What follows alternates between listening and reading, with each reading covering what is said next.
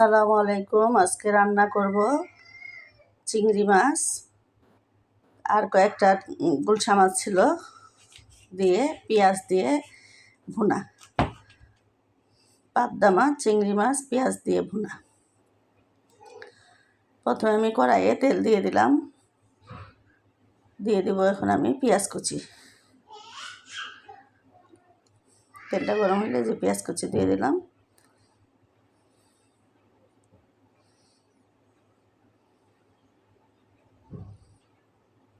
পেঁয়াজটা ভালো করে আমি একটু কষাই নেব। পেঁয়াজটা ভাজা হয়ে গেলে এর মধ্যে একটু হালকাভাবে ভাজে এখন লবণ দিয়ে দেবো পেঁয়াজটা সেদ্ধ হওয়ার জন্য।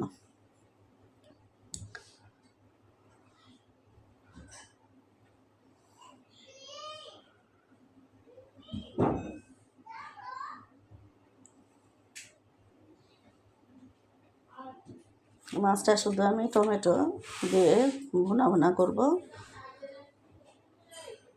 আজকে আসলে সেহরির সময় খাওয়ার তেমন কিছু নাই, মানে মাংস খাইতে খাইতে আর ভালো লাগে না। দিয়ে দিলাম একটু পেঁয়াজ বাটা, তরকারিটা ঘন হওয়ার জন্য পেঁয়াজ বাটাটা দিলাম। আর দিয়ে দেব সামান্য একটু রসুন বাটা।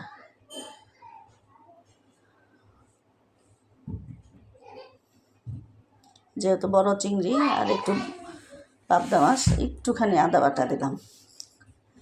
দিয়ে দিলাম হলুদের গুঁড়া, দিয়ে দেব মরিচের গুঁড়া, এটা জিরার গুঁড়া দিয়ে দিলাম। মরিচের গুঁড়া দিয়ে দিলাম। যেহেতু একটু ঝাল ঝাল করবো ভুনাটা, মরিচের গুঁড়া দিয়ে দিলাম। দিয়ে এখন ভালো মতো মশলাটা আমি কষাই নেব।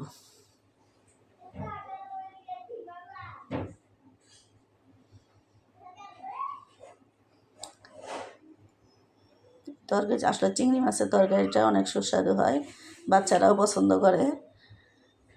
যার জন্য আমি আজকে চিংড়ি মাছ, বড় চিংড়ি ছিল 4-5টা, আর পাবদা মাছ ছিল, গুলশা মাছ ছিল, সব একসাথে দিয়ে আজকে আমি ভুনা করব। এটা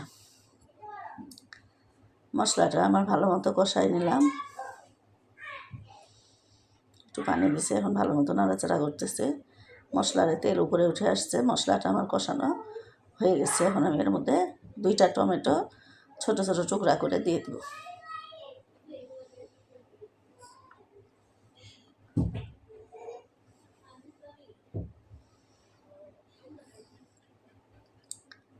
টমেটোটা দিয়ে দিয়ে দিলাম 2টা মরিচ, হালকা করে 4 টুকরা করে দিয়ে দিচ্ছি মরিচ, কাঁচামরিচটা মূলত দিয়ে একটু সেন্ট হওয়ার জন্য তরকারিটা।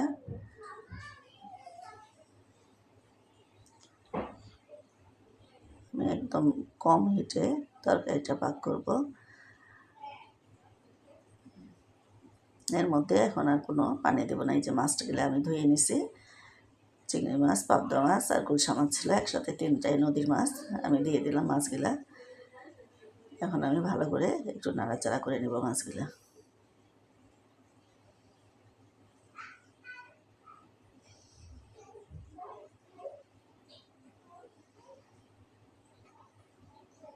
তরকারিটা ঝাল ঝাল হবে, খাইতেও খুব টেস্ট লাগবে।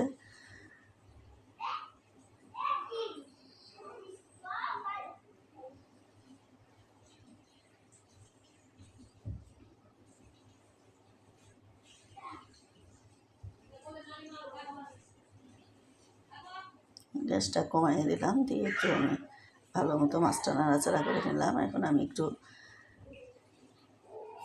দমে রাখলাম আস্তে করে, গ্যাসটা কমাই দিয়ে এখন ধনিয়া পাতা দিব, দিয়ে আমি একটু ঢাকনা দিয়ে ঢাকে রাখবো 2 মিনিটের জন্য।